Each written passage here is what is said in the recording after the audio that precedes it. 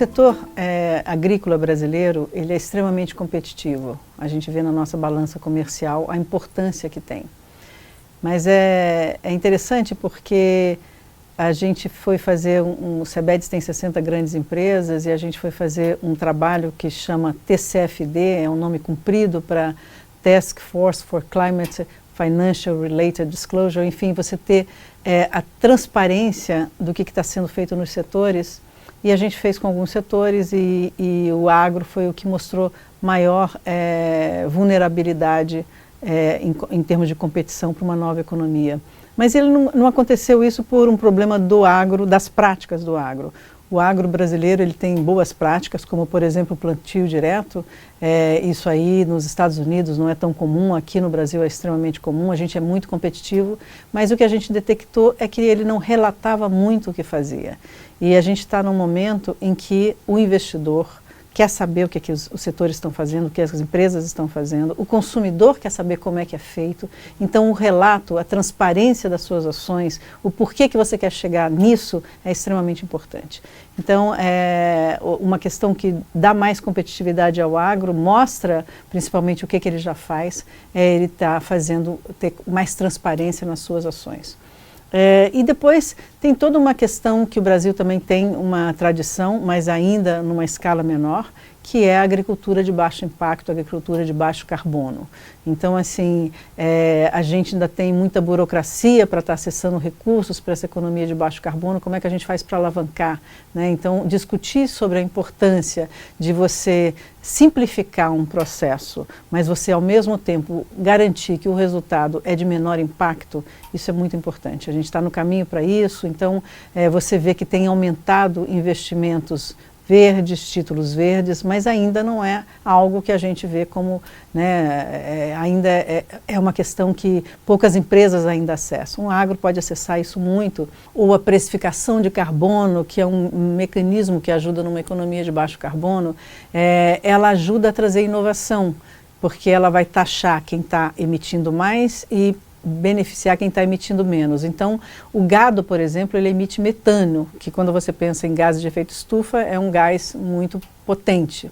Mas como é que você faz isso? A Embrapa tem uma tradição também nisso, de que o nosso gado, ele emite menos, e com a alimentação o gado pode emitir menos ainda. Então, como é que você faz isso? Como é que você direciona o que você tem de vantagem, mas você organiza isso para estar dando transparência, acessando créditos de uma economia de baixo carbono, e por meio disso você está inovando cada vez mais. Então, a gente tem que se preparar para essa nova era de uma economia de baixo carbono, e o agro tem que fazer essa discussão e já chega com algumas vantagens importantes, mas ele tem que estar a passos mais largos fazendo essa transformação.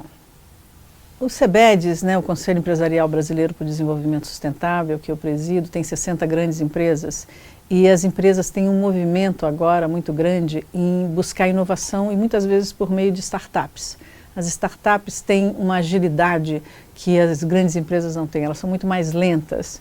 Agora, quando elas assumem isso, elas acabam, se elas absorvem essa inovação de uma startup, por exemplo, você vê o movimento de grandes empresas comprando muitas startups, e se elas absorvem isso, é claro, alavanca muito mais a inovação e tudo mais. Mas as startups, elas são desse ambiente de tecnologia, mas tem startup e startup. Então, assim, é importante que se diga que o universo da tecnologia, as startups, eles aceleram muitos negócios, detectam muitas inovações que são necessárias, mas você pensar só na tecnologia sem pensar na sustentabilidade, você não vai resolver os principais dilemas que a gente enfrenta. Então, eu diria que as startups trazem muita inovação e tecnologia, mas elas devem estar olhando como referência a questão da sustentabilidade para saber qual é o problema que eu quero resolver e que está impactando e que é um desafio muito grande. Então, como é que eu vou fazer isso nos processos? Como é que eu vou fazer isso no produto final? Como é que eu faço isso fazendo uma coisa totalmente diferente? Então, isso, essa ligação para não ficar simplesmente a tecnologia pela tecnologia que não vai a lugar nenhum. A inovação que não tem um propósito de estar ligada a um dilema mais importante, ou seja, ela cruzar com uma necessidade que o mundo enfrenta, ela tem um fôlego muito mais curto. Então, assim, o que eu posso estar fazendo para melhorar esses dilemas que estão colocados? E aí eu tenho certeza que a startup, olhando tecnologia, mas pensando num produto mais sustentável, ela é capaz de acelerar e dar grandes respostas para os desafios que a gente tem. A gente está entrando agora em 2020 até 2030 no que a gente chama da década da implementação. A gente tem aí os Objetivos do Desenvolvimento Sustentável, tem o Acordo de Paris e outros tantos acordos, mas os Objetivos do Desenvolvimento Sustentável eles falam claramente, olha, de 20 a 30 é a década da implementação. Então, isso vai ser muito mais acelerado agora. Não é só falar, é fazer uma porção de coisas, mas sobretudo acelerar. Então, qual é o negócio que eu consigo dar escala? Essa vai ser uma preocupação muito maior agora. E os Objetivos do Desenvolvimento Sustentável, eles são o arcabouço onde você vai conseguir acelerar os seus negócios. Mas você precisa de estar mensurando. Sem mensuração você não consegue colocar na gestão. Nem tudo é mensurável, você precisa de aferir, fazer algumas aferições para chegar no resultado que você quer.